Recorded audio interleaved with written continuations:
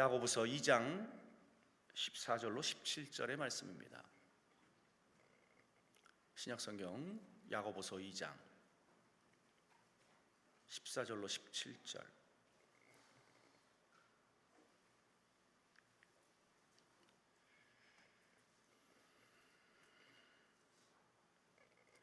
다 함께 14절로 17절까지 합독합니다. 내 형제들아, 만일 사람이 믿음이 있노라 하고 행함이 없으면 무슨 유익이 있으리요? 그 믿음이 능히 자기를 구원하겠느냐? 만일 형제나 자매가 헐벗고 일용할 양식이 없는데 너희 중에 누구든지 그에게 이르되 평안히 가라, 덥게 하라, 배부르게 하라 하며 그 몸에 쓸 것을 주지 아니하면 무슨 유익이 있으리요? 이와 같이 행함이 없는 믿음은 그 자체가 죽은 것이니라. 아멘. 남대문교회 손윤탁 목사님이십니다. 오늘 본문을 중심으로 믿음이 있노라 하며 이라는 말씀을 선포하십니다. 하나님 앞에 영광의 박수 올려드립시다. 할렐루야.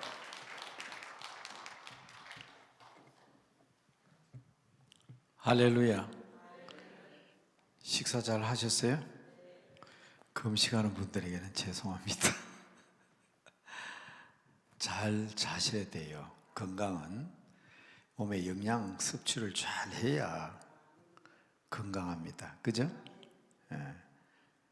특별히 기도 응답을 위해서 작정하고 금식하는 기간이 아니라면 영양 섭취 잘 하셔야 됩니다. 뭐니 해도 잘 먹는 사람이 건강하다 그러잖아요. 저는 너무 잘 먹습니다. 제가 몸무게가 한참 나갈 때는 85kg, 86kg 그렇게 나갔습니다. 그런데 잘 먹은 것 같지 않은데 그렇더라고. 그런데 지금은 근 10년 가까이 다 유지하고 있는 게 제가 현재 68kg입니다. 많이 뺐죠? 68kg입니다. 그런데 다른 분은 잘 몰라도 여기 우리 강남 금식기도원의 식당에서 일하신 분은 알 거예요. 여기 우리 목사님도 같이 식사니까 아시나요? 저는 밥, 톨 한 개도 안 남깁니다. 식판이 깨끗합니다. 나물 부스러기, 고춧가루 하나도 안 붙여놓습니다. 그 정도로 저는 뭘 잘 먹어요. 그래서 많이 먹는다고 살찌는 건 아니구나. 많이 먹는다고 엄청 먹어요. 정말 저만큼 뭘 잘 먹는 사람 찾아보기 힘들어요. 여러분, 제가 지금 네팔에 있는 신학교 총장이잖아요. 그분들은 제가 가면 엄청 신경 씁니다. 한국 사람이 네팔 음식 입에 맞겠느냐고. 근데 제 앞에 한 개도 안 남깁니다. 제 앞에 있는 건 다 먹습니다. 정말이에요. 누구 좀 이렇게 세워가지고 물어봐라 했으면 좋겠는데, 증인이 있기 때문에. 근데 솔직히 말씀드릴게요. 입에 그게 다 맞겠습니까? 제 입에도 안 맞는 게 있어요. 근데 제 한 가지 철학이 있습니다. 선교사는 음식을 먹는 것이 아니라 삼키는 것이다. 내 입에 안 맞으면 제 나름대로 그런 철학을 가지고 있습니다. 현지인들과 어울리려고 그러면 먹는 걸 잘 먹어야 되잖아요. 어울리려고 그러면 먹는 걸 잘 먹어야 돼요. 그래서 저는 삼켜서라도 같이 먹어야 된다. 오늘 제가 행함에 대한 말씀을 드리려고 하는데, 야고보서 2장 본문 말씀을 여러분에게 읽어드렸는데, 제가 야고보서 전체 가운데 탁탁탁 집어서 몇 구절만 여러분들에게 말씀드리겠습니다. 우리 나름대로 철학이 있잖아요. 방금 제가 시작할 때 잘 먹어야 건강합니다. 영적으로도 똑같거든요. 영적으로도 영양 섭취 잘해야 됩니다. 저는 어떤 목사님이 설교를 하셔도 은혜가 안 되는 설교가 없더라고요. 그래서 저는 심지어 평신도 집사 시절에 오해를 받기도 했습니다. 지금 권사가 되신 집사님인데 오랜 세월이 지나서 저를 잊고 있는지 아니면 이 시간 강남 금식기도 영상에 와서 보고 계신지 모르지만 제가 집사 때 말입니다. 집사님은 진짜 우리 목사님 설교 잘한다고 생각하세요? 집사님 왜 그렇게 이중적이에요? 솔직히 얘기하세요. 우리 목사님 설교하는 게 설교입니까? 나는 그게 이해가 안 됐습니다. 늦게 예수 믿어서 그런지 모르지만 우리 집사람은 무조건 설교 들으면 다 받아줬거든요. 지금도 그때 20년 30년 설교 메모 들으면 눈물이 날 정도로 감동적인 말씀이 많습니다. 그런데 그게 왜 맛이 없을까요? 왜 그 집사님이 제게 그렇게 바른 말하고 재차 캐묻고 그랬을까요? 영적으로 건강하지 못해서 그런 겁니다. 영적으로 건강하지 못해서. 그래서 짜다, 맵다, 쓰다, 맞지 않다는 겁니다. 나는요, 내 입에 맞지 않아도 일단 삼키고 보니까 그게 다 영양이 되고 힘이 되고. 여러분 제가 70대로 보입니까? 예? 아니 여러분 멀리서 안 보이죠? 화면이 좀 비치나 70대로 보여요? 모르겠습니다. 제가 제 과신인지 몰라도 제가 50대라고 해도 머리만 감으면 다 넘어갑니다. 예. 왜냐하면 때때로는 자리가 없어 경로석에 앉아 있으면요 분명히 내보다 젊은 사람들 앞에 와가지고 찝쩍거리는 사람이 있어요. 그 말은 거, 니 젊은 놈 왜 앉아있노? 이거 같아요. 나는 딱 보면 알잖아요. 이 양반이 뭐 50대, 60대 초반인데 70대 할아버지 보고 일어서라고 찝쩍 걷는 거 표가 나잖아요. 영적으로 건강을 유지하려고 그러면 잘 드셔야 됩니다. 제가 서두에 이 말씀을 드리는 것은 혹 오늘은 제가 3번 설교하거든요. 저녁 7시까지. 근데 저녁 7시 설교는 정말 우리가 성령님에 대해서 말씀드리겠습니다. 네.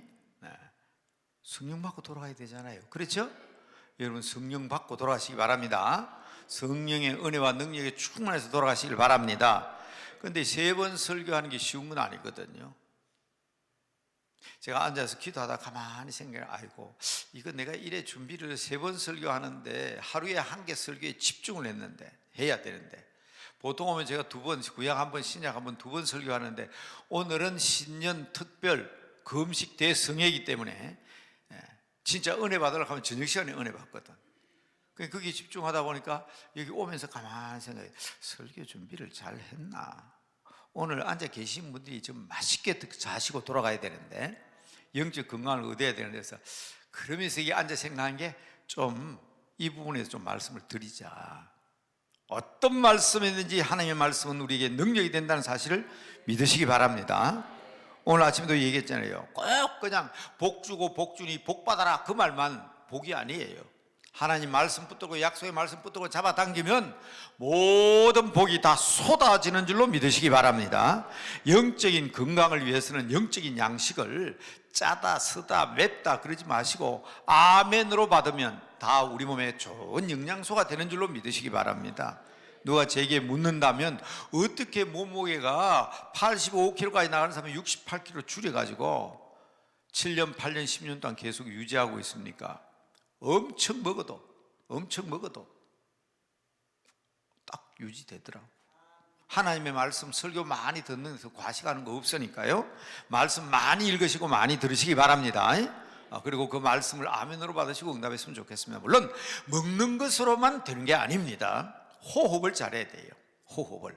몸에 산소 공급이 잘 돼야 우리 몸에 들어간 이 영양소가 위를 지나고 소장, 대장 지나면서 이게 섭취가 되는데 그 섭취된 게 제대로 양분, 배분이 안 되면요 안 튀어나야 될 부분이 튀어나옵니다. 저도 가만히 보니까 저도 제일 먼저 튀어나오는 데가 한 군데 있어요. 그래서 옆으로 잘 안 쓰잖아요. 옆으로 쓰면 표가 나니까. 그게 산소 공급이 잘 돼야 머리끝부터 발끝까지 고루고루 공급이 됩니다. 산소가 어디로부터 갑니까? 어디에서 들어갑니까? 코로 들어가잖아요.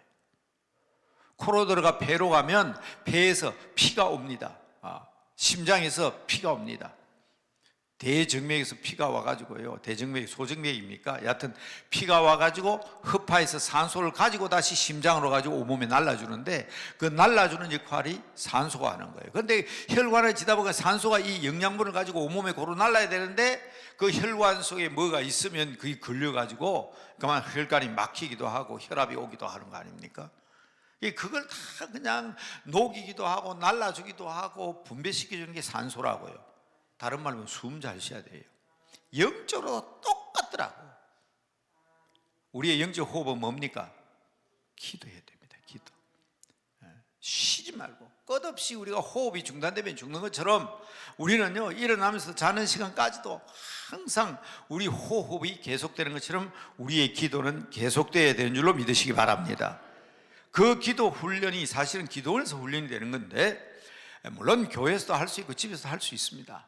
그러나 저는 제 경험상 보니까 역시 정기적으로 기도원에 와서 같이 기도하고 해야 기도 훈련이 되고, 호흡도 호흡법이 있잖아요.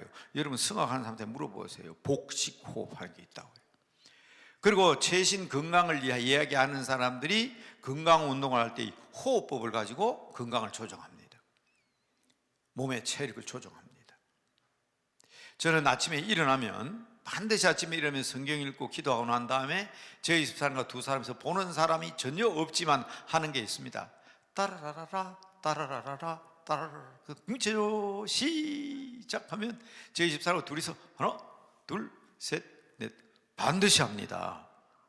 반드시 합니다. 그 체조를 하면서 느끼는 게, 이게 호흡이구나. 호흡이구나. 여러분, 저도 무릎이 별로 안 좋았는데 그 몇 달째 이렇게 계속 하니까요, 하나 둘 셋 계속 하니까 무릎이 안 아파요. 근데 아주 짧은 시간이거든요. 국민체조 2번 반복하면 5분밖에 안 걸립니다. 근데 하루에 5분 그게 운동입니까? 운동도 아니거든. 그런데 그게 호흡을 하고 몸의 긴장을 풀어주고, 그래서 하루 일과를 시작하니까. 그래서 우리 영적인 호흡은 기도도 똑같습니다. 여러분 기도 훈련 잘 받으시기 바랍니다. 그래야 우리 온몸에 고루고루. 그 다음에 이제 운동을 해야 됩니다. 우리 믿는 사람들은 운동이 필요합니다. 일반 건강한 사람도 운동이 필요하잖아요. 그렇죠? 그래서 우리 나이 많은 어른들도 보면 지금은 온 나라에 동네마다 보면 이제 마을마다 공원이 있어서 걷기도 하고, 심지어 보니까 시나 도에서도 걷기 운동을 장려하더라고. 심지어 걷는 걸음에 따라서 돈을 주가면서도 걸으라고 하더라고. 운동해야 됩니다. 운동. 자, 이 긴 얘기 하지 않겠습니다. 제가 처음에 지금 오늘 여러분 영양 섭취를 하실 때 음식 좀 가리지 말고 골고루 비타민 A, B, C, D, E 가리지 말고 건강 영양 섭취하라. 하나님 말씀 잘 받아라 말씀을 드린다고 서두에 이 얘기를 시작했지만, 그러나 여러분 영적인 건강도 육신적인 건강과 똑같다는 거예요. 운동이 뭡니까? 우리 그리스도의 운동은 봉사하고 섬기고 전도하고. 그래서 전도하는 것은요, 상대방이 내 말을 듣고 교회에 안 나와도 전도하는 사람에게 영적인 힘이 생깁니다. 확신이 생기고요. 누가복음 6장 38절에 주라 그리하면 너에게 줄 것이니 후히 되어 누르고 흔들어 넘치도록 하여 너에게 안겨주리라. 제가 여기 와서 얘기할 때 누가복음 6장 38절 다시 말씀드려요. 누가복음 6장 38절 부자 되는 비결입니다. 말은 딱 2마디 주라 주면 되는 거예요. 그러면 하나님께서 후하게 되어가지고 후하게 말을 되는데 되어가지고 흔들어서 넘치도록 내게 팍 안겨준다. 여러분 이 얼마나 놀라운 하나님이 복받는 비결입니까? 그런데 여러분 물질만 그런 게 아닙니다. 복음도 구원의 확신이나 말씀의 능력, 성경 말씀을 외우고 그 말씀을 배우고 그 말씀을 음미하고 묵상함으로 내 몸에 그 말씀이 배어들기도 하지만, 전도하면요, 예수 믿으세요, 예수 믿으면 구원받아요 그러면서 성경 구절 얘기하다 보면 나중에 보면 전도 받는 사람을 위한 것이 아니라 나 자신을 위한 것이 됩니다. 제가 이 설교했다가 한번 교회 반 엔티 크리스찬들 있죠, 기독교 반대하는 운동하는 사람들, 어느 날 주일날 아침에 왔더니 목사님 설교가요 예수 기독교 반대하는 사람 그 홈페이지에 떴다는 거예요. 나는 못 찾겠어요. 어디냐 물어봤더니 안개 나오는 거예요. 근데 그게 제가 설교한 가운데 그 말을 하더라고. 여러분, 왜 전도해야 됩니까? 오늘 야고보서 맨 마지막 절, 야고보서 5장 맨 마지막 절에 보면 야고보서 끝마디가 복음 전하는 얘기예요. 예수 믿게 만들으라는 거예요. 믿지 않는 사람 돌아오게 하라는 겁니다. 그게 야고보서 맨 마지막 장 마지막 절입니다. 보세요. 그렇죠? 얼른 찾아보시는데 그렇습니다. 네. 정말 죄인들이 돌아서서 사망에서 구원받도록 하는 것이 우리 그리스도인 궁극적으로 해야 될 일입니다. 맞습니다. 그렇지만 그것이 전하는 사람에게 복이 되고 우리를 위한 것입니다 하는 설교를 했더니 이 사람들이요 딱 그거만 딱 그냥 오랬어요. 홈페이지에 들어가니까 전도는 전도 받는 사람에게도 중요하죠. 우리 믿는 사람에게 복이 됩니다. 근데 밑에 줄을 달아놨어요. 봐라, 예수 믿는 사람 전도하는 것은 자기 잘 되려고 하는 것이다. 그 예수 기독교를 비난하기 위해서, 그러면 예수를 반대하고 기독교를 비난하기 위해서 이 사람들은 운동하는 사람들이니까 그것을 엔티 크리스찬, 반 기독교 운동, 기독교를 반대하는 사람들의 모임입니다. 그 홈페이지에다가 전도하는 내용을 설교하는데 앞뒤 다 잘라버리고 그거 하나만 딱 새겨놨어요. 봐라, 목사가 설교하는 거 들어봐라. 전도하는 것은 우리를 위한 것이 아니고 자기들을 위한 것이다. 그래 딱 토를 달아놨어요. 제가 화가 딱 났어요. 이 사람들이 남의 설교를 이렇게 토막을 잘라가지고 이러면 되냐고 이 사람들에게 연락을 하라 그랬더니 이 집사님이 말려요. 목사님 가만히 계시면 저절로 제 풀이 꺾이는데, 목사님이 거기다가 전화하고 몇 마디 하면 이제 목사님은 집중적인 성토 대상이 돼가지고 반기독교 운동하는 사람들이 싹싹 매달린다고 그냥 버려두라 그래요. 그래서 제가 그 이상 더 그 홈페이지 방문을 하지 않았습니다. 그러나 여러분, 그 설교를 한 것은 전도하라는 것을 강조하기 위해서 한 설교입니다. 그렇지만 우리 기독교인들, 지금 이 시간에는 우리 그리스도인들에게는 운동이에요, 운동. 음식을 먹고 산소로 온몸을 돌게 하고 운동을 해야, 몸을 움직여줘야 그게 고루고루 온몸에 퍼지고 세포 스며들지 않습니까? 그렇기 때문에 우리 그리스도인의 영적 운동은 전도하고 봉사하고 섬기는 것인 줄로 믿으시기 바랍니다. 자, 이거 지금 제가 오늘 저녁에 드릴 말씀 아닌데, 오후에 드릴 말씀 아닌데 나왔으니까 우리 육체적인 건강을 위해서 영양이 필요하고 호흡, 산소, 맑은 공기 속에 산소 호흡 잘해야 되고 운동도 잘해야 된다 하는 말씀인데, 그래도 하나 남아있는데 하나까지 말씀드려야 안 되겠습니까? 어린 아이들이 자라는데 가장 심각한 문제가 뭔가 하면 왕따 당하는 겁니다. 왕따 당하는 거. 또래 집단들과 어울려야 합니다. 외톨이는 정신적으로 건강하게 자라지 못합니다. 그래서 아이들 가운데에서 왕따를 시키면 지금 법으로 아주 엄하게 다루고 있습니다. 우리 예수 믿는 사람들도 지금 한참 왕따를 당하잖아요. 그래서 여러분, 자녀들 위해서 기도하셔야 됩니다. 제가 이 말씀 드렸는가 모르겠는데 제 후배 가운데 한 명이 부산에서 올라왔어요. 서울에 있는 교회 부목사로 부임을 했습니다. 저한테 인사로 왔더라고요. 한참 제가 선배니까. 저는 부산 지방신학교를 1980년에 졸업했습니다. 그러니까 막 새카맣죠. 내가 그래서 그 친구 보고 그랬어요. 선배한테 인사를 했더니 내가 너 선배냐? 너가 할배다. 같은 배자라도 선배하고 할배는 다르다. 이제 졸업한 사람하고 그럼 벌써 40년, 50년 전이니까 눈에 보이도 않는데 선배 정도가 아니죠. 농담으로. 내가 너 선배 아니고 할배다. 늘 위해서 기도하겠다. 즐겁게 만나가지고 식사하고 헤어졌는데요.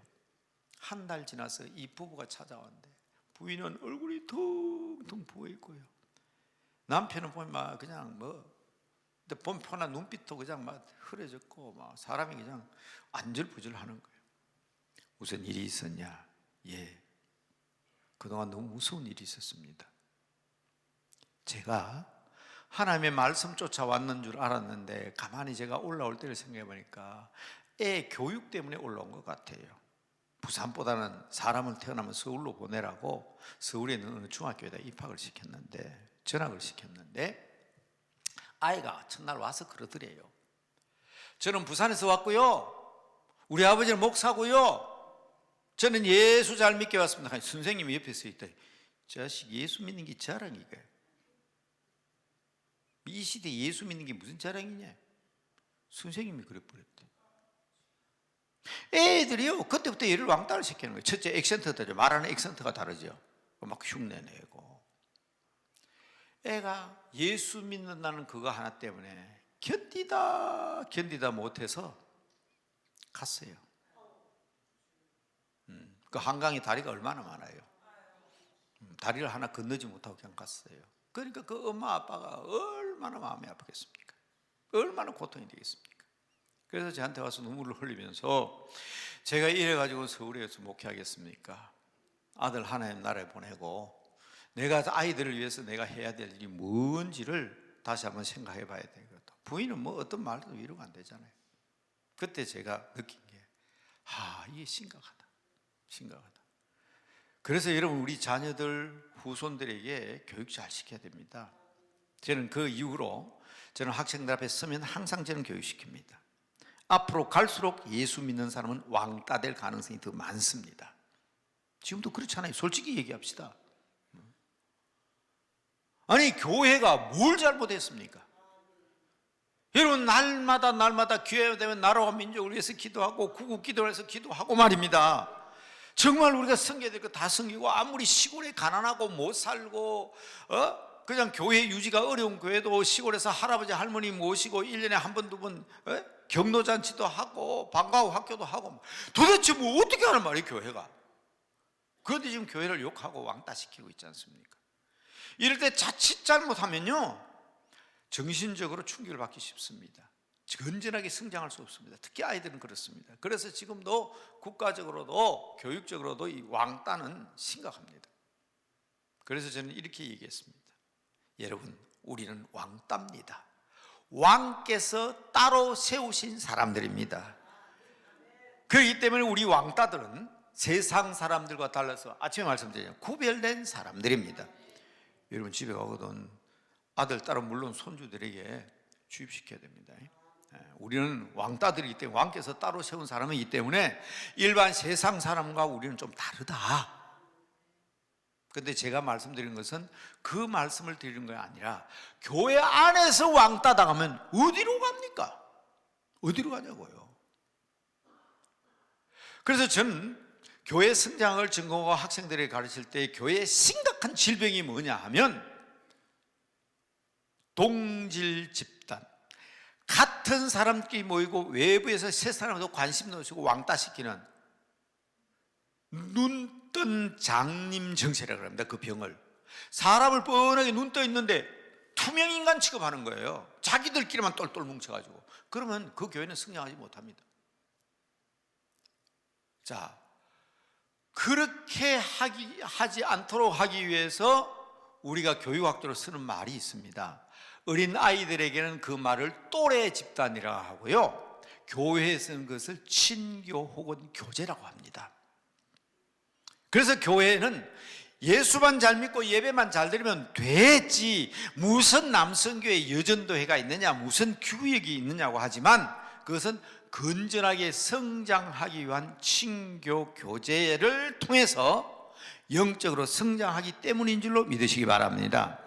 혹시 이 자리에 계신 분들도 나는 교회 가면 보기 싫은 사람이 있고 미운 사람이 있어서 그런 마음이 들더라도요, 우리는 서로 교제하고 친교하고 하는 하나님의 뜻인 줄로 알고 영적인 건강을 위해서 나를 희생할 줄 아는 믿음을 가지시기 바랍니다. 여러분 정말 건강한 영적 성장을 할 수 있는 성도들 되시기 바랍니다. 그런데 오늘 드리고자 하는 말씀은 뭔가 하면, 그러면 나만 잘 믿으면 되고 내가 믿음 잘 가지면 됐지, 무슨 다른 또 필요한 게 있느냐, 그걸 지금 책망하고 가르치고 있는 게 야고보서입니다. 오늘 본문 말씀의 핵심은 여러분 너무 잘 아는 거예요. 야고보는 예수님의 동생 야고보입니다. 예수님의 동생 야고보가 야고보서 1장 1절에 보면 나의 형님 예수님의 동생으로서 이렇게 글을 썼습니까? 그렇게 쓰지 않았어요. 예수 그리스도의 종 야고보는 이랬어요. 자기가 육신적으로 같은 마리아의 몸에서 태어났지만 예수님을 주님이라고 부르잖아요. 그 정도로 신실한 그리스도인이 되었던 예수님의 동생 야고보가 진정하고 진실한 마음으로 성도들을 권면하고 있는 겁니다. 딱 한마디로 말하면 야고보서 1장과 5장을 딱 보면 참아라는 게 제 핵심입니다. 인내하라. 딱 야고보서 1장 인사 딱 끝나면 바로 그러거든요.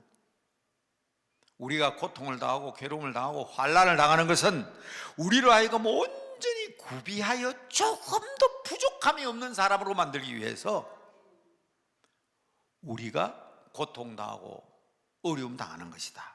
그래서 우리가 인내함으로 온전한 그리스도인, 온전히 구비하여 조금도 부족함이 없는 사람이 되려고 하면 힘들고 어려운 시험을 당하더라도 환난을 이겨야 한다는 것부터 시작합니다.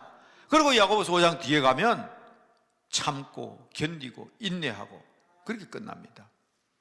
그러니까 야고보서 전체를 보면 우리가 세상 살다 보면 힘든 일이 있습니다. 사람 사귀는 일도 힘든 일입니다. 쉬운 일은 아닙니다. 모든 음식을 골고루 섭취하는 것도 어려운 일이에요. 하나님의 말씀을 골고루 섭취하는 것도 어려운 일이고요. 쉬지 않고 기도하고 영적인 운동인 전도와 봉사도 쉬운 일은 아닙니다. 그러나 그러한 어렵고 힘든 일을 이 새해 벽두부터 헌신하는 마음으로 내가 온전히 구비하여 조금도 부족함이 없는 사람이 되기 위해서는 이것을 감수하고 감내해야 한다는 믿음을 분명히 가지는 여러분들 되시길 바랍니다. 오늘 읽어드릴 말씀은 야고보서 2장인데요. 야고보서 2장인데 거기에서 행함이 없는 믿음은 죽은 믿음이다. 그렇지요. 밭에 씨앗을 심었습니다. 밭에 씨앗을 심었습니다. 땅 속에 씨앗을 심으면 안 보입니다. 여러분 믿음이 보입니까? 목사가 제일 어렵고 힘든 게 뭔가 하면 그 사람의 신앙이 어떻습니까? 우리 교회 집사들 참 좋습니다. 열심입니다. 무엇으로 목사님 증명할 수 있습니까? 그러면 뭘로 증명합니까? 믿음이 안 보이잖아요. 그러니까 부득이 행함을 얘기할 수가 있습니다. 그 사람 새벽기도 안 빠진다고. 그 새벽기도 안 빠지고 나는 힘들잖아요. 그런데 이 새벽기도 안 난다고. 그분은요 한 달에 한 번씩 한 주일에 꼭 그냥 강한 금식 기도에 올라가 기도하는 사람이라고. 강단한 기도하는 사람이라고. 이게 뭐 전부 다 행함이잖아요. 그 사람은 성경일기 보고서를 내는데 한 번도 안 빠지고 한 달에 한 번씩 아니면 1년에 한 번씩 성경을 일독하는 사람이다. 그게 눈에 안 보이는 믿음을 목사가 증명할 길이 없잖아요. 저는 엄청나게 많은 추천서를 썼습니다. 청년들이 신학대학 간다고 추천서 써달라 그러고 목사님 가운데는 어느 교회 담임 목사, 부목사 추천서 써달라고 하는데 뭐라고 해요? 이 사람 참 믿음이 좋습니다. 그럼 그 상대방이 믿습니까? 아니잖아요. 이 사람은 교인들과 늘 교제도 잘하고 인간관계가 참 좋고 맞아? 그게 행위잖아요. 지금 제가 말한 게 행위잖아요. 이 사람은 기도 열심히 합니다. 성경 말씀 잘 믿습니다. 아까 말한 것처럼 이 사람이 왜 건강하면 밥을 호다닥 깨끗하게 그냥 음식 가림없이 너무 잘 먹습니다. 이 사람 매일같이 운동합니다.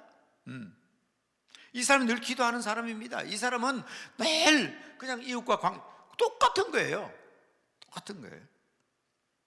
그러니까 여러분 행함이 없는 믿음이라는 것은 여러분 맞습니다. 하나님은 아시죠? 그 사람 믿음 아시죠? 그러나 이 야고보가 예수님의 동생인 야고보가 행함이 없는 믿음은 죽은 믿음이라고 할 때에 이 관계를 확실히 아셔야 돼요. 이걸 분명히 아셔야 돼요. 그런데요 여러분 저는 청년 시절에 처음 예수 믿을 때 우리 전도사님 왜 그런 거 자꾸 토론을 시켰는지 모르겠어요. 구원은 믿음이냐 행함이냐 이걸 토론시켰어요. 그래서 히브리서 11장 12장을 가져와 가지고 야고보서 2장하고 토론을 시켰어요. 그런데 토론이라는 것은 자기 주장을 해야 되잖아요. 한쪽 편은 우리 구원받는 것은 믿음으로만 구원받는 것이다. 아니야 우리는 행함으로 구원받는. 그거 토론할 게 아니에요. 동전 앞면과 뒷면이 똑같은 거예요. 믿음이 있으면 믿음의 행위가 나타나게 돼 있는 것이고 그게 다 구원을 이루는 것인데 결과적으로 완성하는 것인데 토론할 때 이쪽에는 그냥 믿음. 그럼 항상 누가 이기냐? 히브리서 하는 쪽이 이겨요. 괜히 가만히 앉아있다가 전도사님 너희는 야고보 쪽이다 이러놓으면 이 행함을 강조하다가 보면 그 적합한 얘기를 할 수가 없어요, 성경적으로. 근데 저는 그런 데서 이기려고 몸부림치다 보니까 제가 좀 오늘 이런 얘기도 하게 됐는지 몰라요. 예. 그때 이건 동전의 양면과 같아서 믿음이 있는 사람은 반드시 행함이 따르게 돼 있다. 나는 믿는다 하고 교회도 잘 안 다니고, 우리 여러분 기독교 신앙에 있어서 가장 기초적인 의무가 있잖아요. 나라에는 4가지 의무가 있습니다. 대한민국 국민은 반드시 교육을 받아야 됩니다. 의무교육 받아야 됩니다. 지금 그렇게 간섭 안 해서 그렇지요, 여러분 옛날에 초등학교 6학년, 지금은 중학교 겁니다. 반드시 교육을 시켜야 됩니다. 안 시키면 부모님 벌금 냅니다. 그런데 우리 옛날에는 우리가 어렵고 힘들어서 그거까지 벌금을 안 매겼지만, 우리나라는 지금 철저하게 의무교육은 반드시 하게 되어 있습니다. 자녀들. 이 교육의 의무입니다. 그 다음에 납세의 의무입니다. 세금 내야 돼요. 세금은 국민의 의무입니다. 해도 되고 안 해도 되는 게 아니라 반드시 해야 되는 의무입니다. 대한민국 국민은 나라를 지켜야 됩니다. 국방의 의무. 특히 남자들이 군대 가는 건 국방의 의무 아니에요. 정말 나라를 지키기 위해서 지금 여러분 이 나라에서 나라를 위해서 나라를 지키는 데 방해되는 사람은 국방의 의무를 못하고 있는 사람입니다. 군대만 갔다 와야 되는 게 아니고 실제로는 그 의무를 하고 있지 않는 사람을 다 색출해내야 돼요. 사실은 나라를 망가뜨리는지 나라를 위해서 일하는지 구별이 안 되는 이 국방의 의무 중요합니다. 그 다음에 근로의 의무입니다. 일해야 돼요. 일도 안 하고 그냥 놀고 먹는 것은 대한민국 국민으로서 자격이 없는 거예요. 그래서 이 4가지의 의무가 있는 것처럼 해야 되는 겁니다. 해야 되는 겁니다. 국방의 의무, 근로의 의무, 교육의 의무, 납세의 의무, 꼭 해야 된다고 내가 확실히 얘기했습니다. 예수 믿는 사람도 반드시 해야 되는 의무가 있습니다. 뭐 믿음만 있으면 되는 것이지, 그럼 믿음 가졌으면 반드시 해야 되는 게 있다. 자, 여러분 그걸 여러분 자꾸 얘기하니까 못 외우더라고. 못 외워. 그래서 제가 만든 게 있어요. 7분의 1, 10분의 1, 100분의 1, 1000분의 1 이러면 이거 못 외우는 사람 없어요. 1년 전하고 10년 전하고 물어봐도 야, 예수 믿는 사람의 4대 의무가 뭐냐면 이거 다 안다고. 이거는 기억 못 하겠어요? 뭐예요? 7분의 1은 뭐예요? 주일 지키는 거예요. 예수 믿는 사람은 주일 지켜야 됩니다. 난 예수 믿지만 교회 안 나간다. 그것을 우리 국제로잔위원회에서 1997년에 연구하여 발표하기를 뭐라 그러냐, 예수 믿는다고 교회 가지 않는 사람은 노미널 크리스찬이다. 그다음에 이름만 예수쟁이다. 믿는다 하고 행함이 없는 사람이다. 정의를 해버렸어요. 거기에 5가지의 중요한 정의가 있는데요, 그 중에 제일 먼저 나오는 게 이겁니다. 믿음이 있다 하고 주의를 지키지 않는 사람, 그 사람은 이름뿐인 예수쟁이다. 노미널 크리스찬이다. 그렇게 정의했습니다. 그러니까 여러분들 반드시 예수 믿는 사람은 교회 가야 되나 안 해, 갈등을 느끼면 안 돼요. 갈등을 느끼면 안 돼요. 그래서 저는 저희 집에 새 식구가 들어왔을 때 첫 마디가 그거였어요. 우리 집에는 교회 가자 소리 하지 않아야 된다. 왜? 당연한 것으로 알아야지. 어떻게 교회 가자 소리 해야 되냐. 대한민국 국민이라면 당연히 국민이 해에 갖춰야 될 의무를 해야 되는 것처럼 예수 믿는 사람은 당연히 교회 나가는 걸로 해야지. 이거 뭐겠어요? 11조죠. 많은 사람들이 이거 갈등 느낍니다. 지금이라도요, 우리 한국교회는 11조만 제대로 나면 어려운 교회 없습니다. 그걸 통해서 서로 구제하고 봉사할 수 있습니다. 물론 기준을 여러 가지로 잡는 사람이 있죠. 월급에 11조만 잡는 사람도 있고, 한 달 내는 헌금을 11조를 나누어 내는 사람도 있고, 자기 나름대로 해석하는데 부자 안 되는 비결을 그랬습니다. 부자 되는 비결을 그랬는데 부자 안 되는 비결을 가지고 있는 사람이 있어요. 성경에 딱 말씀드렸는데, 우리 집사람이 그러잖아요. 은퇴할 때 은퇴한다고 퇴직금을 받았는데, 그저 100만 원, 10만 원 낼 때는 11조였는데 아무런 어려움이 없었는데, 이것 가지고 전세도 안 되는데 집을 구해야 되는데 퇴직금에 11조 떼뿌리면 어떻게 돼요? 1억에 11조는 1000만 원입니다. 갈등이 오더라고요. 그때 하나님의 뵙 기도했더니, 여기에 갈등을 느끼면 네 신앙 한번 돌아보라. 눈 딱 감고, 이거는 하나님 겁니다. 10분의 9를 하나님 주셔서 감사합니다. 나는 하나님 앞에 10분의 1만 드릴게요. 그래 드렸더니 하나님께서 얼마나 복을 주시는지, 여러분, 이런 말을 해서는 안 되지만 저는 작년 1년 동안 제 월 수입이 한 개도 없었습니다. 이제부터 1월 달부터 저는 연금 나옵니다. 이제 수입이 하나도 없었습니다. 교회는 은퇴해버렸죠. 받아가지고 다 집 사고 다 했죠. 연금은 내년 1월 달, 올해는 올 1월 달, 지금은 이제 이번 달부터 나올 거예요. 많지는 않지만. 그런데 이런 것이 아주 그냥 갈등 없이 11조 냈더니 하나님이, 나는 작년에 제일 행복하게 살았습니다. 전혀 물질적인 어려움 없이 살았습니다. 오히려 다른 사람 볼 때는 더 많은 것처럼 보고 살았습니다. 하나님 건데, 다 하나님 건데, 다 하나님 건데 이렇게 많은 것을 내가 차지합니까? 이게 갈등이 없어야 돼요. 이게요, 어려서도 훈련이 안 되면 참 어렵습니다. 이 중에도 여러분 아마 어이구 그렇게나, 이게 어려서도 훈련이 돼야 돼요. 당연히 제가 오전에 말씀한 믿음이 뭐냐? 믿음이란 것은 머리로 예수님을 인정하는 것이다. 예수님 나의 주님입니다. 인정하는 것이다. 마음으로 예수님을 나의 주님입니다 하고 영접하는 것이다. 그랬죠? 세 번째는 주님께 내 모든 것을 맡겨버리는 것이다. 의탁하는 것이다. 맡겨버리는 것이다. 우리의 생애가 주님의 것이니까 내가 너를 지명하여 불렀나니 너는 내 것이라. 하나님, 우리 부모도요, 자식들 굶어 죽도록 안 버립니다. 오죽 하겠습니까? 하나님 우리를 책임지시는 거예요. 그렇다고 생각한다면, 아니 그래도 10분의 9를 내가 쓰잖아요. 대한민국 세금의 기준이 얼마입니까? 뭡니까? 대한민국 세금 기준 11조입니다. 아세요? 대한민국 국가 세금 기준도 10분의 1이에요. 그런데 여러분들 재산 상속세나 그런 거는 또 다르잖아요. 일반적으로 여러분 부가가치세 하는 거 말이에요. 다 그 세금이죠. 이런 물건 하는 사람 다 세금 내잖아요. 요거 사는데도 세금 내잖아요. 옷 사는데도 세금 내잖아요. 여러분 슈퍼마켓 물건 다 세금입니다. 다 세금 다 떼요. 그 기준이 그렇잖아요. 그런데 하나님 앞에, 생명까지 주신 하나님 앞에 이걸 두려워해요? 그 다음 이건 뭡니까? 아까 운동이라는 말을 썼습니다. 100마리가 있어요. 100마리가 한 마리 잃어버렸었어요. 예수님은 그 양을 찾기까지 찾는다 그랬어요. 이게 우리 성도라면 당연히 전도는 해도 되고 안 해도 되는 거 아닙니다. 아까 이거 얘기했잖아요. 교도소에서 나온 살인범이 그러잖아요. 내가 세상에 있을 때 예수 믿는 것을, 예수를 알았더라면 내가 왜 이런 일을 저질겠냐고. 제가 저기 중곡동에 개척교회를 하고 있을 때입니다. 부산에서 한 자매가 올라왔어요. 자기 동생을 위해서 기도해달라고 데리고 올라왔어요. 이제 교회를 다니는 거죠. 대학 졸업한 여자입니다. 근데 자기 동생을 데려와가지고 저한테 그런 얘기예요. 목사님에게 제가 세례를 받고 예수를 믿었지만, 그리고 대학 다닐 때 예수를 믿게 됐는데, 지금도 생각하면 중학교, 고등학교 때 친구들 미워 죽겠다는 거예요. 자기들은 다 예수 믿으면서 자기 보고 예수 믿을 소리 한마디도 안 했다는 거예요. 근데 자기가 대학 다니면서 예수 믿게 되고 기독교를 받아들이고 말입니다. 예수를 구주로 믿고 보니까 이렇게 중요한 것을, 그 애들이 내 친구냐, 진짜 내 친구냐, 자기들은 교회 다니면서, 자기들은 구원받았으면서 내한테 증거하지 않는다. 내가 뭐라고 얘기했겠어요? 그래도 이 세상에서 그 얘기하니까 행복한 줄 알아 그랬어요. 그때 제가 얘기한 게, 그때부터 설교할 때 제가 자주 정리하는 얘기가 있습니다.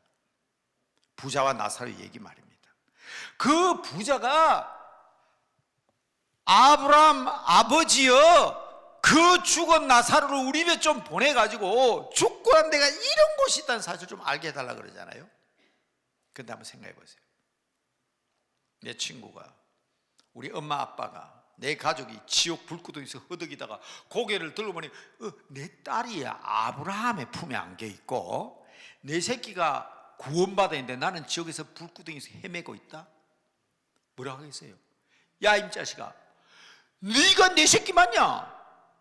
너는 거기에 천국에서 죽고 났는데 이런 곳이 있다는 사실을 왜 내한테 알려주지 않았냐? 뭐라고 변명할 거예요? 아빠, 내 교회 간다 그러니까 문 10시에 걸어 잠궜잖아요. 성경책 불태웠잖아요. 매를 때렸잖아요. 핑계가 된다고 생각하십니까? 얻어맞고 얻어 터져도 전해야 하는 겁니다. 지옥이 있다는 사실을. 그러니까 이건 여러분 해도 되고 안 해도 되는 거 아니에요. 그러니까 우리가 믿음이 있다고 행함이 없으면 할 때에 이게 굉장히 무서운 얘기예요. 이게 요거는요 봉사입니다. 아까 운동을 전도와 봉사라고 제가 얘기했죠. 영양 섭취할 때에 하나님의 말씀은 우리의 영양이고, 호흡은 우리의 기도고, 산소름 호흡은 우리의 기도고, 운동은 전도와 봉사고, 그저 그랬잖아요. 그러고 이제 교제하고 친교해야 건전하게 자란다고. 봉사입니다, 봉사. 대개 묻기를, 이건 다 성경적 근거가 있어요, 그죠? 다 성경적 근거인데 이 도대체 성경적 근거가 뭐냐? 그리고 묻는 사람들이 시편에 나오는 겁니다. 세상의 첫날보다 주의 집에 하루가 더 소중하자고. 주의 궁정에서 하루가 하나님의 집에서 주님을 위해서 봉사하는 것은, 그래서 여러분 교회 좀 봉사 좀 했다고 생색내지 말아요. 에? 내가 교회에서 나는 이런 일을 했는데 저런 일을 했는데 나는 그냥 몇 년 동안 했는데 안수 집사 자리도 안 주고 건사도 안 시켜주고 말이에요. 나는 왜 장로도 안 해? 그 당연한 겁니다. 하나님께서 달란트에서 맡기는 것이 직분에다서 맡기는 게 다 집사예요, 집사. 제가 여러분 요거는 직분론에 꼭 알아야 되는 겁니다. 교회에서 처음부터 집사예요. 설교하는 집사를 목사라 하고, 혹시 이 목사님 장로님 계시면 교인들에게 잘 가르쳐야 돼요. 설교하는 집사를 목사라 하고, 치리하는 집사를 장로라고 합니다. 제가 참 이 얘기 해도 되는지 모르지만 서울 망우동 저쪽에 있는 어느 여자 대학교에서 제가 그 대학에서 학생들을 가르친 적이 있습니다. 강사로. 네. 저 본래 소속은 이쪽이지만 이제 여대에서 강의한 적이 있는데, 거기 담당하는 교수님이 제보고 그래요. 교수님, 저는 우리 교회에서 나이도 이제 50이 넘었고 봉사도 이렇게 했는데 교인들이 날 권사를 안 시켜줘요. 거기에 계속 다녀야 되겠어요? 말아야 되겠어요? 이 교수까지 돼가지고 말이지, 내가 권사가 못 돼가지고. 그래서 내가 대뜸 이렇게 물었습니다. 교수님, 교인들 신방할 수 있습니까? 아니, 나 학교 때문에 신방 못해요. 교인들 가정 돌아보고 그들 위해서 기도할 수 있습니까? 그거 못해요. 권사가 뭐 하는 건데? 제가 물었습니다. 권사는요, 교인들의 가정을 돌아보고 그들을 신방하며 어려운 가정이 있으면 교회에다 보고해서 구제할 수 있도록 하는 역할을 하는 게 권사입니다. 그래서 저는 이렇게 정의합니다. 교인들을 돌아보고 신방하며 위하여 기도하는 집사를 권사를 한다. 그랬더니 그게 그런 거예요. 그런데 아무개 교수는 권사인데요. 그러면 교수님, 방법이 있습니다. 내가 그렇게 신방 못하니까 그 일 외에 수고하는 분들이 있잖아요. 그들을 위해서 교수님이 매달 월급을 받거들랑 권사에다가 그들을 위해서 서십시오 하고 매달마다 좀 헌금하라고. 그러면 그 도와주는 게 된다고 제가 그랬어요. 뭐 권사 됐는지 안 됐는지 모르지만 제가 말하는 것은 그걸 얘기하려고 하는 것이 아니라 우리가 다 교회의 집사로서 일하기 위해서 주어진 직분이에요. 그 자리 못 받았다고 해서 성경이 나오잖아요. 디모데전서 3장 13절. 다시 말씀드려요. 디모데전서 3장 몇 절? 13절. 집사의 직분을 잘한 사람들은 하나님께서 아름다운 지위를 주실 것이다. 믿음의 큰 담력을 얻게 할 것이다. 중요합니다. 그러니까 집사 잘해야 돼요. 집사 잘해야 돼. 권사, 장로 마찬가지입니다. 가르치는 집사를 교사라고 합니다. 가르치는 집사, 찬양하는 집사를 찬양대원이라는 거예요. 제가 왜 이 말씀 드리는 거 아니, 제 전공이 선교학이지만 직분론입니다. 초대교회의 모든 직분은 선교사였다 하는 거 제가 성경적으로 증명하면서 제가 학위를 받은 사람인데, 그러다 보면 이 직분에 대한 것을 다 연구를 해야 돼요. 그런데 한국에서 말하는 이 집사라는 말 자체는 기독교가 들어오기 전에도 있었습니다. 가정의 살림을 맡아 사는 사람을 청지기 집사라고 불렀습니다. 그러니까 여러분, 교회에서 봉사라는 집사의 직분을 가벼이 여기면 안 됩니다. 믿음이 있다 하고 일 안 하면 열매가 없는데, 과일을 심었는데 싹도 안 나고 열매도 안 맺으니까 이게 지금 죽었는지 살았는지 모르니까 죽은 믿음이라고 그러잖아요. 이가 아름다운 열매를 맺어야지. 이해되세요? 그러니까 이거를 뭐 겉에 뭐 어떤 거룩한 큰 어떤 행위가 나타나서 행위가 없는 믿음은 죽은 것이다 하는 게 아니고요. 믿음이 있다면 이건 반드시 해야 될 행위잖아요. 해야 될 행위라고. 그러니까 여러분, 신년에 새해를 맞으면서 재직들, 집사들, 일 맡은 사람들은 이 직분론 가운데 꼭 기억해야 됩니다. 디모데전서 3장 13절. 그래서 그것을 디모데 후서에도 얘기합니다. 두 번째 바울이 편지를 보내면서도 디모데 후서 1장 12절, 13절, 14절 잘 보셔야 돼요. 그게 똑같은 말이 나옵니다. 예수 그리스도 안에서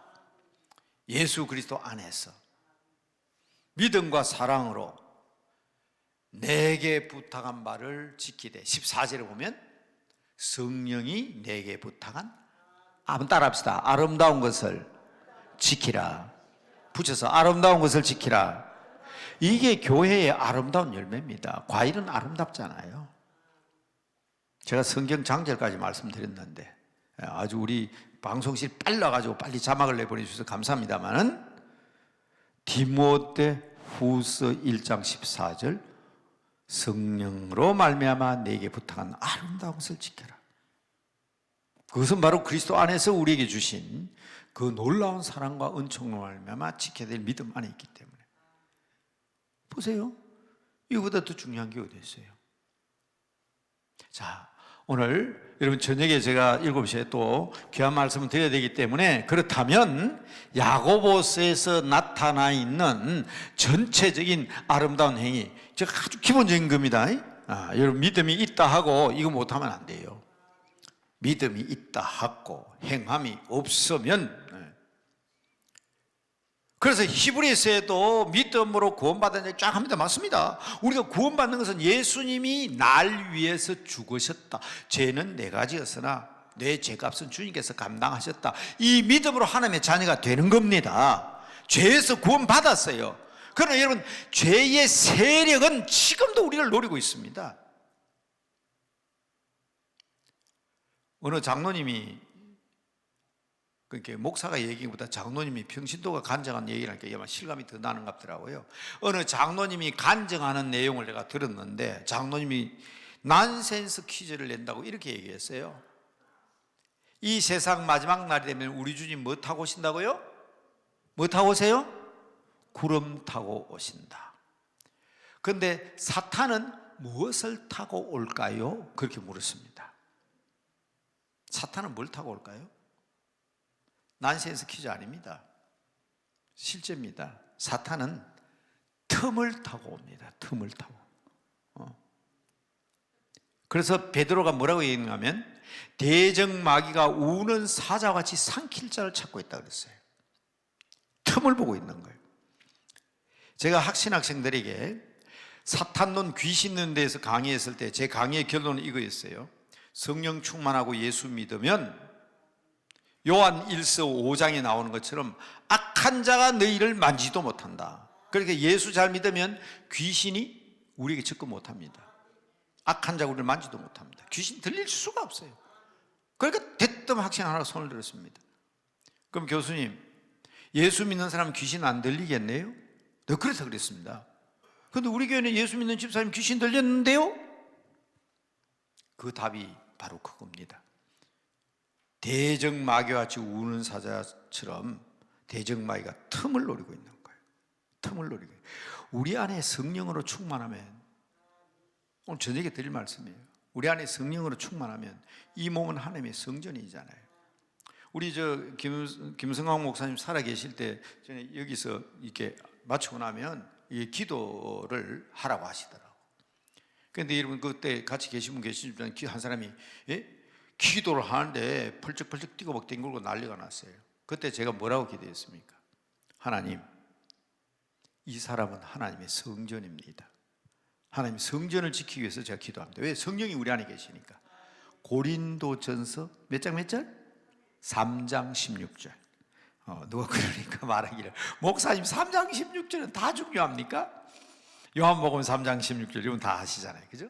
요한복음 3장 16절, 디모데전서 3장 16절 다 사면, 그러니까 제가 고린도전서 3장 16절 하니까 중요하잖아요. 고린도전서 3장 16절이 뭐예요? 너희 몸이 하나님의 성전. 따라합시다. 내 몸은 하나님의 성전이다. 성령님이 내 안에 계신다. 믿으시기 바랍니다. 거기 기도할 때죠. 그러겠죠.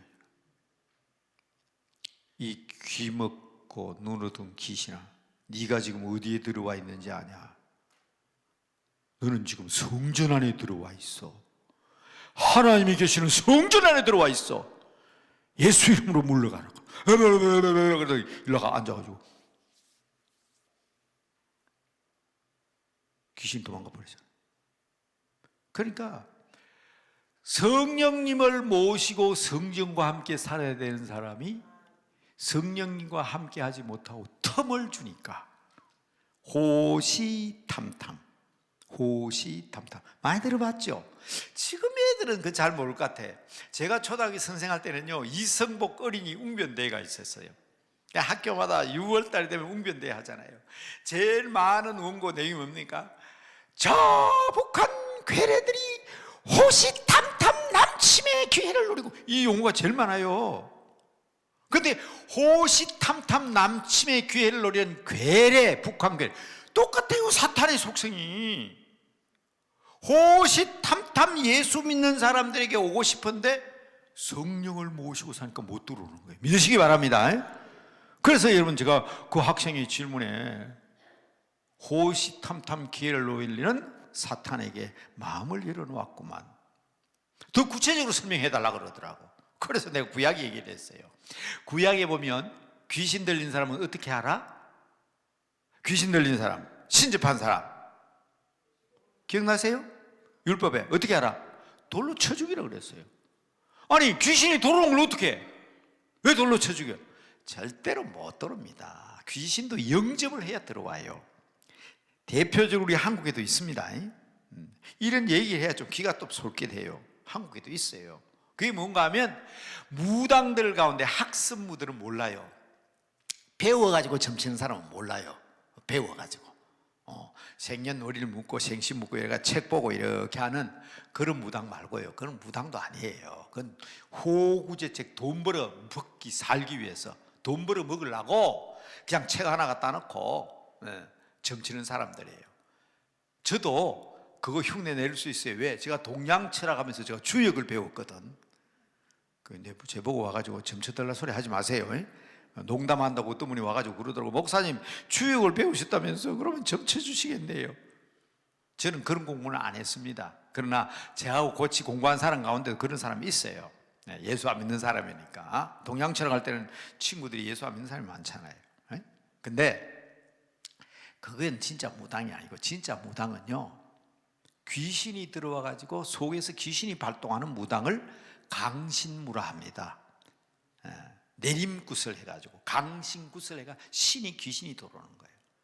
그런데요, 그 사람들 내가 영접하는데 들어오는 줄 아십니까? 절대 못 들어옵니다. 귀신이 못 들어오니까 틈을 노리니까 자꾸 건드리는 거예요. 건드리니까 자꾸 오한이 생기는 거예요. 그러니까 그때 걸린 병을 뭐라 하느냐, 우리말로는 무병이라고 그럽니다. 그 병은 병원에 가서 진단이 안 나와요. 어떤 사람은 정신병원으로 그냥 치부하죠. 그러니까 견디다 못하니까 열어놓는 거예요.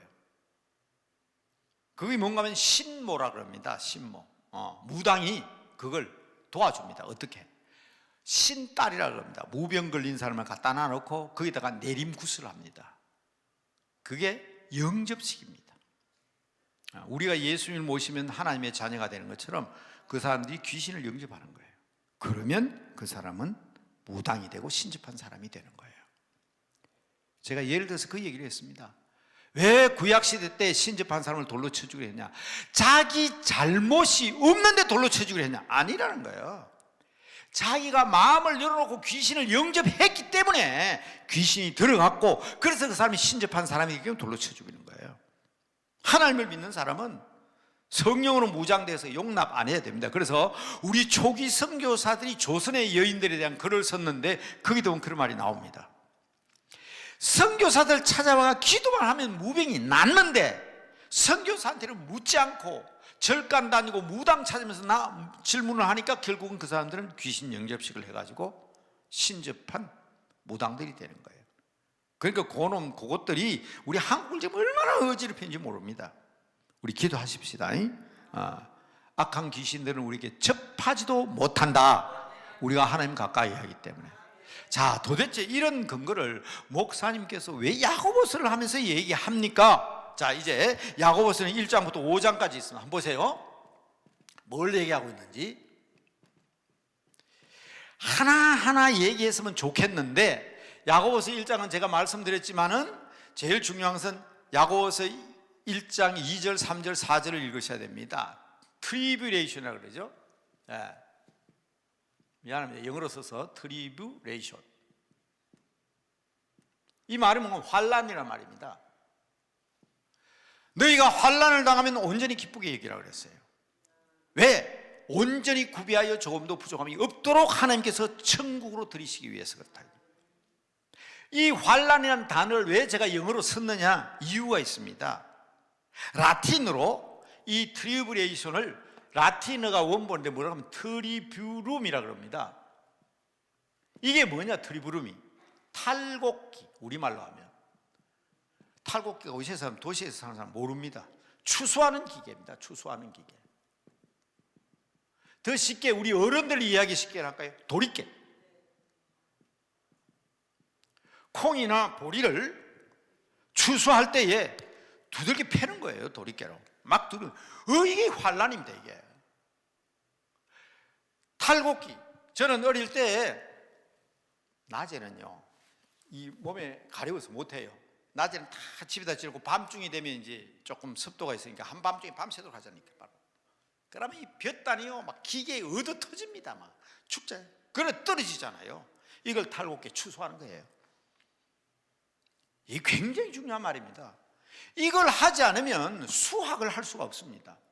그런데 더 중요한 것은 도리깨로 두들겨 패고 탈곡기로 탈곡을 하고 추수를 해놔놓고 나오면 그냥 못 먹습니다. 알곡과 죽정이를 가려야 합니다. 알곡은 가마니에 넣어서 방앗간에 가서 찍으면 쌀이 되고 보리쌀이 되고 콩이 되는 거예요.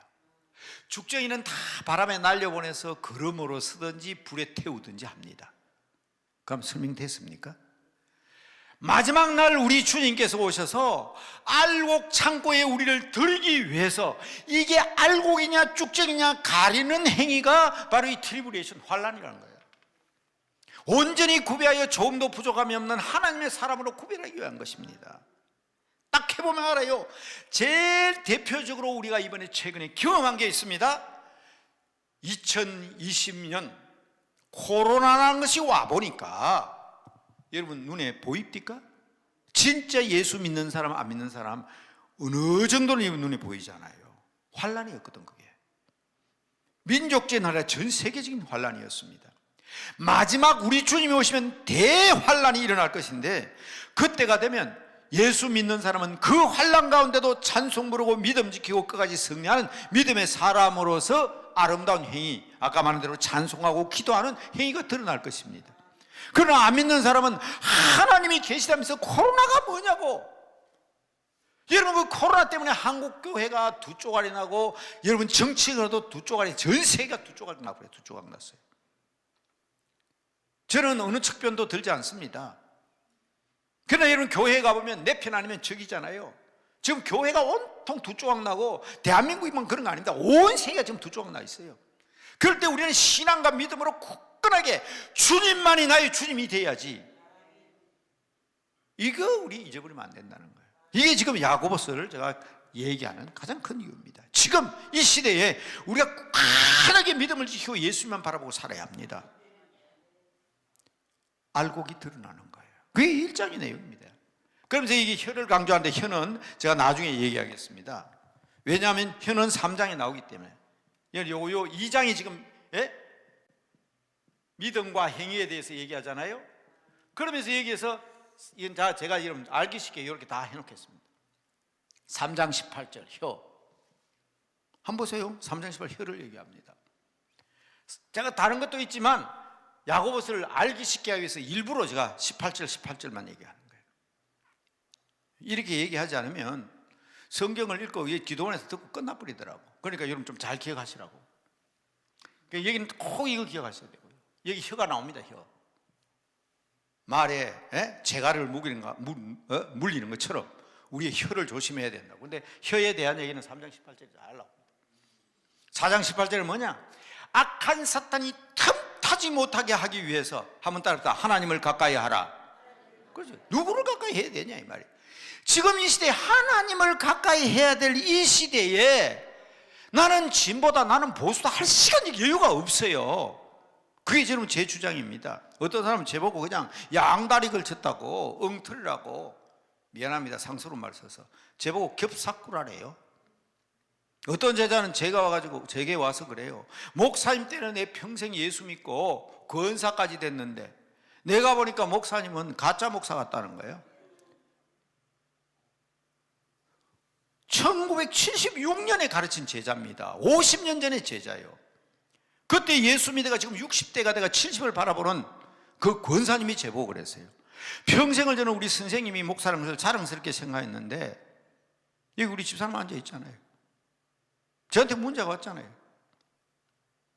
그런데 목사님은 자기 편 안 들어준다고.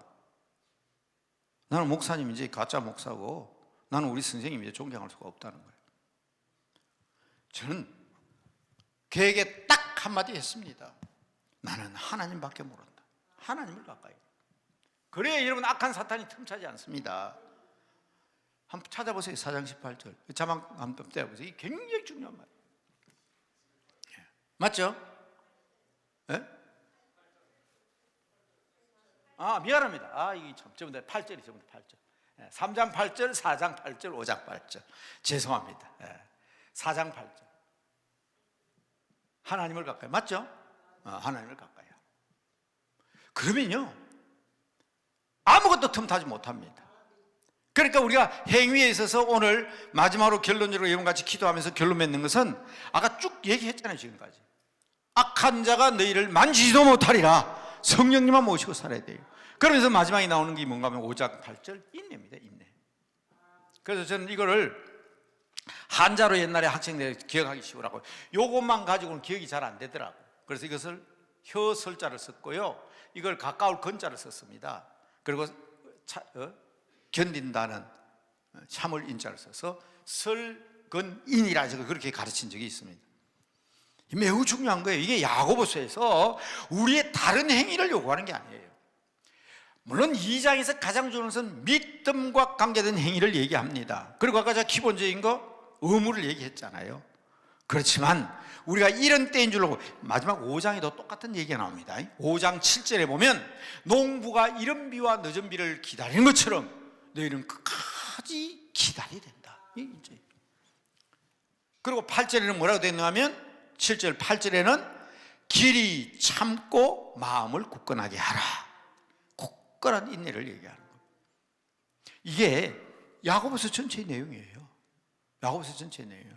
그러니까 여러분 2016년이라는 것은 우리 주님께서 오실 날이 그만큼 더 가까워오고 있다는 겁니다. 그래서 우리는 하나님을 더 가까이 하는 여러분들 되시길 바랍니다. 그리고 정말 조심해야 될 게 혀입니다. 혀. 정말 중요한 게 혀입니다. 믿음이 있노라 하면서 혀를 함부로 놀리면 안 됩니다. 그래서 늘 전번에도 와서 제가 부탁을 드렸는데, 이거는 교회마다 가서 제가 부탁하는 겁니다. 지금은 AI 시대입니다. 디지털 시대입니다. 방금 제가 여기 들어오기 전에 저희 처남이 목사입니다. 이 동네 양수리에서 목회하고 있습니다. 우리 처남하고 처남댁하고 그 딸이 같이 이야기하다 갔습니다. AI에 대한 얘기하다 갔어요. 참 똑똑해요. AI가 인공지능. 그거 누가 만들었죠?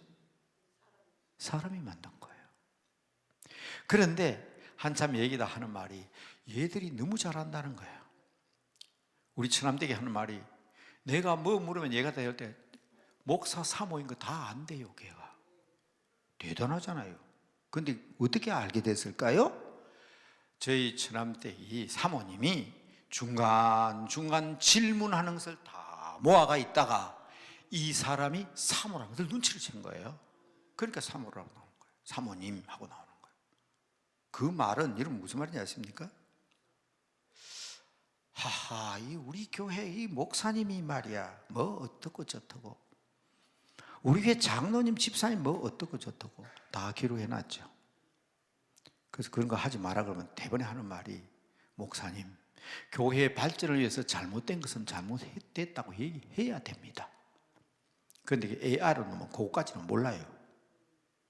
아, 이 교회 이 사람은 어느 교회 사람인데 이런 일을 하고 있거나 이런 욕을 하고 있거나, 아, 나 몰랐는데. AI가 그러는 거예요. AI가 뭐 보통이 아니에요. 바둑을 두세요. 우리나라 최고의 고수하고 바둑을 뒀어요. 세 판을 내리 AI가 이겼어요. 그러니까 사람이 졌잖아요. 한국의 최고 바둑 권위자가 졌으니까 이거 한 번 더 봐야 되겠다 하니까 이번에는 AI가 졌어요. 그러고 난데 AI가 뭘 했죠? 사람이 자꾸 지니까 체면이 없어서 내가 한번 져줬다는 거예요. 진짜인가 아닌가 한번 더 되고 다섯 번에 또 사람이 또 졌잖아요. 그런 놈이에요. 그게 인공지능은 그런 놈이에요. 사람이 만들었지만 자기는 몰라요. 지금까지 입수된 모든 자료들을 다 기억하고 있다가, 사람의 기억에는 한계가 있는데 이거 기억하고 있다가 그걸 여러저러 조합해가지고 만들어내는 거예요. 찾아내는 거예요. 그러니까 사람한테 이기잖아요. 자, 그런 놈이 우리가 기독교에 대해서 아이고 어느 게 목사다, 그래서 오늘 또 아이고 어느 목사님이 무슨 얘기를 해서 지금 우리 기독교가 부끄럽다 할 때 그 얘기 옮기지 마라 그랬어요. 제가 옮기면, 자, 지금까지 몇 번 가지고는 AI가 예산을 이 막 돌아다니까 이거 중요하다 싶으면 입수를 하는 거예요.